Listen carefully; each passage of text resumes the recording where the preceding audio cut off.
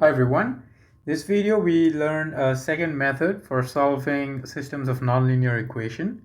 This is a method we particularly are going to use when both equations are nonlinear. And this is again something that you've learned when we did systems of linear equation. So it's essentially the same. The only difference being that in the end you get a quadratic, so there's more than one solution involved. The first one, here the equations are 4x squared plus y squared equals 13, which just for your information is a equation of an ellipse. So that's the shape looks like that. You don't need to know why or what kind of ellipse, but it's an ellipse. So when you're solving by the addition method, just like the line, what you're gonna do is I'm gonna see that I have y squared, so I can subtract. And if I subtract, I get rid of the y term, which is great because now I just have one variable to deal with. 3x squared equals 3, which I divide by 3 to get x squared is 1, which further gives me x is plus minus 1. Now I need to find y. I have x squared plus y squared equals 10, but x squared is 1. So y squared is 9, which gives me y is plus minus 3. Now here you have to be careful. Why you have to be careful is how many solutions there are is not 2, it's actually 4. That's because when x is 1, y is 3 or negative 3, and when x is negative 1 also y is 3 or negative 3. So if you look at the set of choices you have for x and y, then what's happening here is you have 1, 2, 3, 4 choices. So the solutions are going to be 1, negative 3, 1, 3, negative 1, negative 3, and negative 1, 3. And it has a sense of symmetry, right? If you plot these points, what do they look like? If you plot these points, these are 1, negative 3, then 1, 3. It's exactly away, 3 distance away. Negative 1, 3, and negative 3, 1. These almost make a rectangle. And why is that? That's because what you're doing is you're taking an ellipse and you're intersecting it with a circle, and in the best possible case there's going to be 4 solutions, and these 4 solutions are always going to form a rectangle. That's not always going to be the case, right? If you just play around with the drawings a little bit, you can convince yourself that you can also have an ellipse and a circle and have them meet at 2 points only. But it can happen that they meet at 4 points, and not only do they meet at 4 points, but those 4 points form the vertices of a rectangle.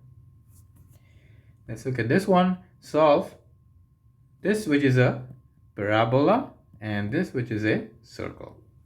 So here I notice again that if I add, then I get x squared plus y squared is x squared plus 12, and I can get rid of x terms. And once I get rid of the x terms, all I'm left with is single variable, which I can solve by quadratic or equivalently well by factoring to give me y is negative 4 and y is 3. Now notice here there are no plus minuses, so there's only two values of y, and they are different. Right, now x squared, so when suppose y is negative 4, then x squared plus 16 is 9, and x squared is negative 7, which is a problem because there is no real solution for that. So we reject this y value. If y is 3, then x squared plus 9 equals 9 and x is 0, which is okay. So there's actually only one solution, and that solution is 0, 3. So what's happening here? In here, you have a parabola and you have a circle, and that circle just touches the parabola at one point. Okay, again, you can try and draw the different scenarios, and you can see what are all the things that can happen and what would have happened. If it was two solutions, this would have come out to be positive so that you can take the square root, but you can't. So we reject this, and this is the only one that gives a solution, and the solution happens to be 0, 3, which is, if you see there, that is the vertex of the parabola. So the circle is exactly on the vertex of the parabola. Okay, so for the last one, it's basically just a generic discussion saying what are the possible number of solutions for each pair. So line and parabola, right? We saw you could have a parabola and a line that never touch it. Parabola, line that touch it once. Parabola, line 2 times. Similarly, line and ellipse that could go like that, like that, like that. Parabola, circle, circle, ellipse. So circle, ellipse, you can have like unconnected 2 points. You can have 2 points like that. You can have 4 points. So what you can do is, for the remaining part here, these 3, you can write, take that as a bonus problem and email me to get a couple of bonus points, which I'll add to your final score. So just, you can send me how many solutions there are possible for each of these pairs and sort of what they look like. So you can just draw them on a sheet of paper, take a picture, and email them to me. That's pretty much it about nonlinear equations. So it's fairly similar to what we've done before with lines, except now there's like an x square, y square kind of term, so it's a little different. But overall, same strategy. Yeah, that's it. Thank you.